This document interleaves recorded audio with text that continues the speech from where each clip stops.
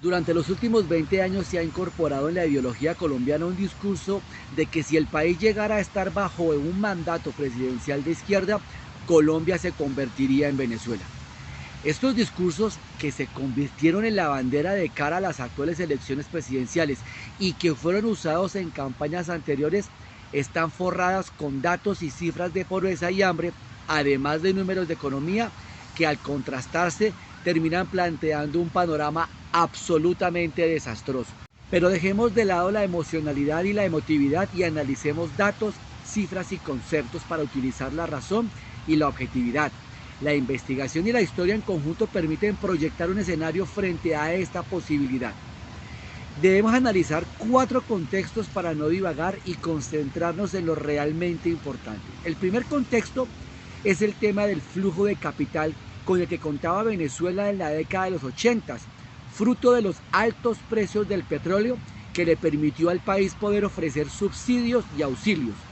No tenía otra fuente de ingresos Venezuela diferente al petróleo y fue con esos incentivos que construyó su estrategia social que se fundamentaba en integrar a todos los que habían sido excluidos del sistema y con eso ganarse a las clases menos favorecidas. El segundo contexto es el militar, ya que en Colombia las fuerzas militares en conjunto con la policía siempre han estado del lado de la Constitución, más allá de sus problemas. E incluso desde la época del general Rojas Pinilla, que se habló de un golpe de Estado, que fue más un golpe de opinión, las fuerzas militares nunca han planteado o dejado ver intenciones de acceder al poder por las armas. Caso diferente, el ocurrido en Venezuela, en donde Chávez conformó el cartel de los soles y apalancado con los dineros del narcotráfico y bajo el manto de la corrupción, lograron establecer todo un aparato ilegal que le permitió a Chávez tener compradas a las fuerzas militares para poder desarrollar su plan revolucionario. Es importante resaltar que la puesta en el poder de Chávez nada tuvo que ver con una revolución de izquierda desde las bases del pueblo, sino con más de la inconformidad de las clases políticas tradicionales sociales que veían cómo la corrupción dentro del Estado se comía hasta el último centavo del país. La respuesta al problema fue entonces Hugo Chávez. Tercero, sin ser el menos importante, está la cultura de los pueblos, la cual, por más que se quiera equiparar y que somos hermanos, son muy diferentes. Más aún con los últimos 30 años que hemos presenciado las precarias situaciones por las que han tenido que atravesar los amigos venezolanos. Situaciones que ellos mismos se han buscado. Es decir, que al compararnos estaríamos diciendo en términos populares que la brutalidad de los venezolanos la tenemos los colombianos. Es decir, en plata blanca, ¿somos igual de brutos que los venezolanos?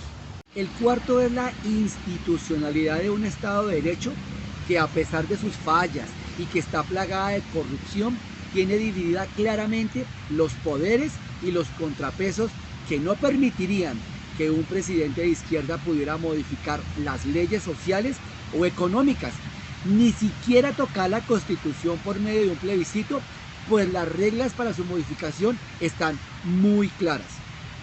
En resumen, el paradigma de convertirnos en Venezuela es muy improbable, a no ser que sea el mismo pueblo, no su gobernante, el que lleve al país a ese barranco.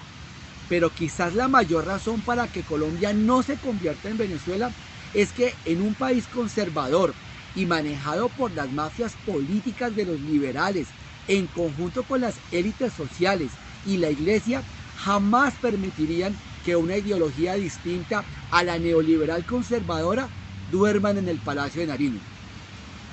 Es como pensar que porque si su vecino se volvió borracho, drogadicto y ladrón, usted debe volverse igual. No hay lógica. ¿O usted qué cree?